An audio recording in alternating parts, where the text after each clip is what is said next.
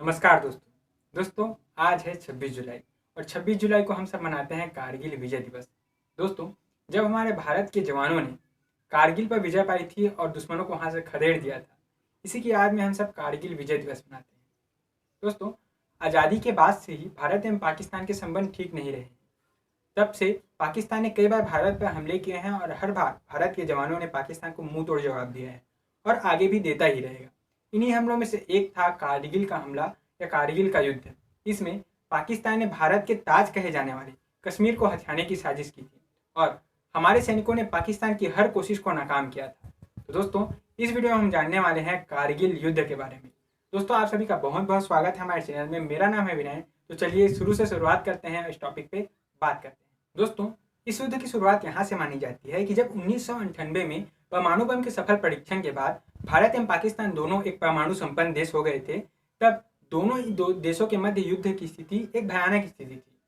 तब हमारे प्रधानमंत्री अटल जी ने यह सोचा कि क्यों न पाकिस्तान के साथ कश्मीर मुद्दे पर शांति प्रस्ताव रखा जाए।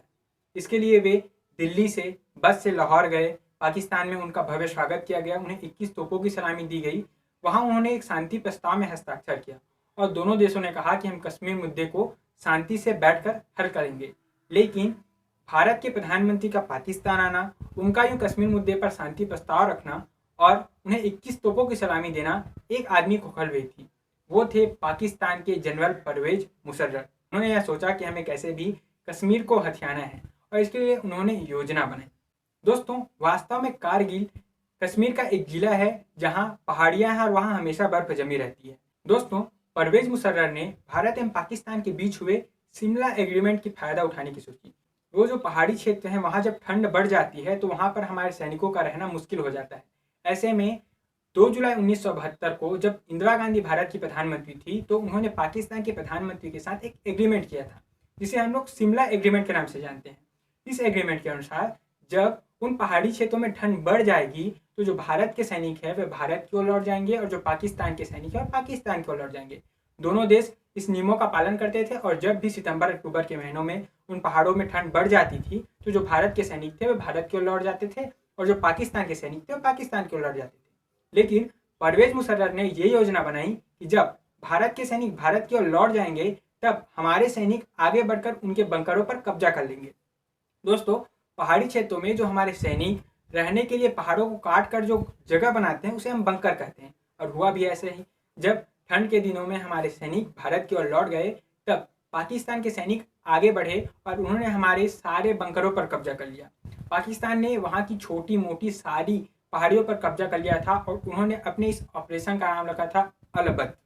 दोस्तों, भारत की जो आर्मी बेस थी वो अभी तक इस बात से अनजान थी कि पाकिस्तान की सेना ने उनके सभी बंकरों पर कब्जा कर लिया है। दोस्तों, अब बात करते हैं 2 मई 1999 की। एक चरवाहे थे जिनका नाम था ताशी नामग्याल। इनकी एक याक खो गई थी। अपने याक को खोजते खोजते वे पहाड़ों पर भटक रहे थे तो उन्होंने अपनी दूरबीन से एक अजीब चीज देखी। उन्होंने पहाड़ों पर हलचल देखी।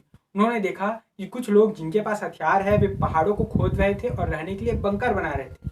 उन्हें शक हुआ तो वे पास में इंडियन आर्मी पोस्ट पर गए और उन्होंने वहां जानकारी दी कि सर, मैंने कुछ लोगों को हथियार के साथ पहाड़ों को खोदते हुए देखा था। उन्होंने कहा कि वे तकरीबन 6 लोग थे। दोस्तों, जो हमारे भारतीय जवान थे उन्हें यही लग रहा था कि ये कोई 2-4 आतंकी होंगे या जिहादी होंगे, लेकिन उनका यह वहम 19 मई 1999 को टूटा। इसे हम भारत के लिए काला दिन भी कह सकते हैं। हुआ क्या, हमारे एक जवान थे जिनका नाम था कैप्टन सौरभ कालिया। ये अपने कुछ साथियों के साथ पेट्रोलिंग पर गए थे। तो उनके पास ज़्यादा हथियार नहीं थे क्योंकि वो पेट्रोलिंग पे थे। उन्हें पाकिस्तानी सेना के जो सैनिक थे उन्होंने चारों तरफ से घेर लिया, उनके साथियों को मार दिया और उन्हें बंदी बना लिया गया। उन्हें 21 दिन तक टॉर्चर किया गया, फिर उन्हें मारकर फेंक दिया गया। कैप्टन सौरभ कालिया, जिन्हें कैप्टन के पद पर प्रमोट हुए मात्र 20 दिन ही हुए थे, वे अपनी माँ को 2 ब्लैंक चेक देकर आए थे कि माँ, जब मेरी पहली तनख्वाह आएगी कैप्टन के पद की तो तुम इसमें जितना चाहे उतना पैसा भरना और अपनी ज़रूरतों का सामान खरीद लेना। अगले महीने बेटे की तनख्वाह तो आई लेकिन बेटा नहीं आया। दोस्तों, कहा जाता है कि अगर माँ पागल भी हो जाए तो बेटे को पहचान लेती है, लेकिन उनकी माँ अपने बेटे को नहीं पहचान पाई। कैसे पहचानती हो? दुश्मनों ने उनकी आंखें निकाल ली थी, उनके कान काट दिए थे, होंठ काट दिए थे, जीभ काट दी थी और उनके शरीर के छोटे छोटे टुकड़े करके बोरी में भर के फेंक दिया था। दोस्तों, पाकिस्तानी सेना ने जो भी किया था वो एक युद्ध की नीति के विरुद्ध है। अब हमारे देश के सैनिकों को यह पूरी तरह अंदाजा हो गया था कि कोई छोटे मोटे आतंकी या जिहादी नहीं है, ये पाकिस्तान की एक चाल है कश्मीर को हथियाने की। 19 मई 1999 जब रक्षा मंत्रालय में एक बैठक बुलाई जाती है और थल सेना के ऑपरेशन विजय की ऑफिशियली घोषणा की जाती है। दोस्तों, वास्तव में जो ये पाकिस्तानी थे, इन्होंने वहां की छोटी मोटी सभी पहाड़ियों पर कब्जा कर लिया था। अब हमारे सैनिकों के पास ये चुनौती थी कि उन्हें पूरी पहाड़ियों पर अपना विजय का तिरंगा लहराना था।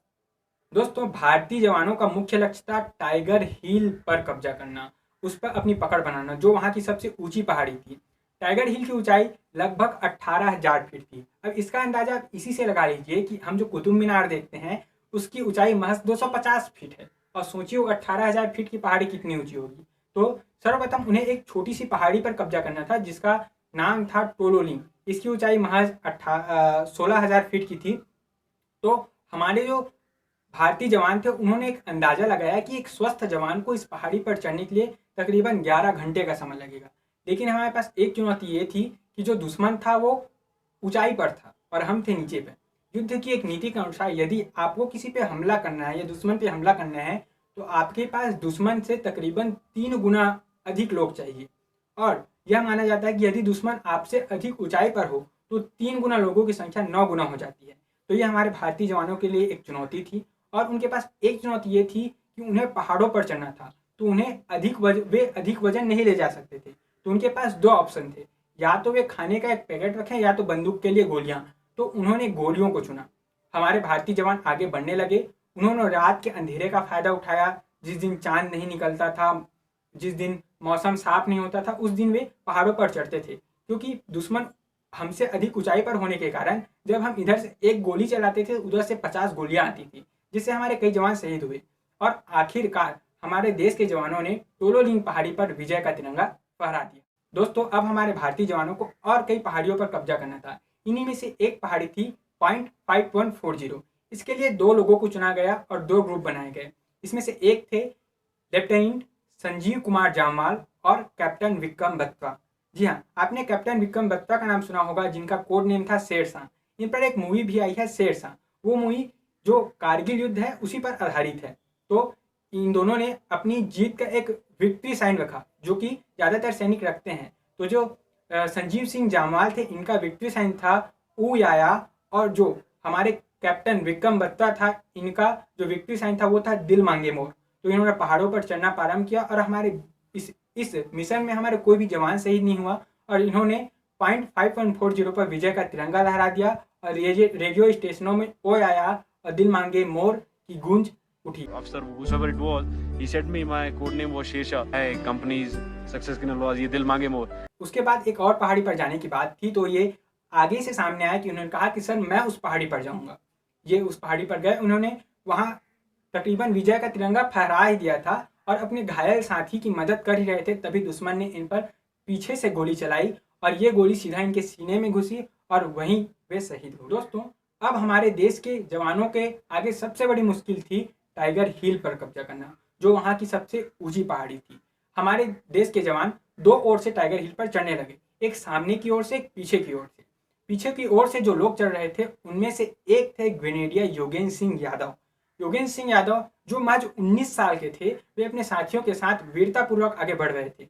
वे चोटी से महज 60 फीट की ऊंचाई पर थे कि तभी दुश्मन ने उन्हें देख लिया और गोलीबारी प्रारंभ कर दी। इससे उनके सभी साथी मारे गए और उनको 3 गोलियां लगी। 3 गोलियां लगने के बाद भी ये आगे बढ़ते रहे और जब ये चोटी पर पहुंचे तो इन्होंने ग्रेनेड फेंक कर सबसे पहले दुश्मनों के एक बंकर को उड़ा दिया। उसके बाद सामने से आ रहे उनके साथियों ने उन्हें कवर किया और टाइगर हिल पर विजय का तिरंगा फहरा दिया। दोस्तों, 5 जुलाई को हमने तकरीबन सभी पहाड़ियों पर विजय प्राप्त कर ली थी। 11 जुलाई को पाकिस्तान की जो सेना थी, जो आर्मी थी, वो पीछे की ओर हटने लगी थी। दोस्तों, 15 से 25 जुलाई तक हमारे जो जवान शहीद हुए थे उनका अंतिम संस्कार किया जा रहा था और हमारे जो प्रधानमंत्री थे उन्होंने यह घोषणा कर दी थी कि हमने जो हमारा जो ऑपरेशन विजय है, जो हमारा कारगिल का युद्ध है, वो हमने जीत लिया है। जिन दुश्मनों ने हमारे पीठ पर खंजर भोगा था, हमने उनके सीने पर गोली दाग दी है। दोस्तों, मैं आपको बता दूं कि कारगिल युद्ध में पाकिस्तान के 600 सैनिक मरे थे और हमारे 562 जवान शहीद हुए थे। दोस्तों, जब पाकिस्तान को कहा गया कि आपके जो सैनिक मारे गए हैं उन्हें आप ले जाइए, तो पाकिस्तान ने साफ मना कर दिया कि वो हमारे जवान हो ही नहीं सकते हैं, जबकि उनके जेब में पाकिस्तानी आर्मी का आईडी था। दोस्तों 26 जुलाई को हमारे प्रधानमंत्री ने कारगिल विजय दिवस की घोषणा की, जिसे हम आज तक मनाते आ रहे हैं। दोस्तों हमारे कुछ सैनिकों को सम्मानित किया गया था, जिसमें थे कैप्टन विक्रम बत्ता, राइफलमैन मनोज कुमार पांडे, लेफ्टिनेंट संजय कुमार एवं ग्रेनेडियर योगेंद्र सिंह यादव। इन्हें परमवीर चक्र से सम्मानित किया गया। तो दोस्तों ये थी कारगिल युद्ध की कहानी, जिसमें मैंने आपको बताया कि कैसे हमारे जवानों ने वीरतापूर्वक कारगिल पर विजय का तिरंगा फहराया था। अगर आप कभी कारगिल जाते हैं तो वहाँ देखिएगा कि 100 मीटर ऊंचा तिरंगा लहराता है और यह बताता है कि कैसे हमारे जवानों ने वीरतापूर्वक दुश्मनों को वहाँ से खदेड़ा था।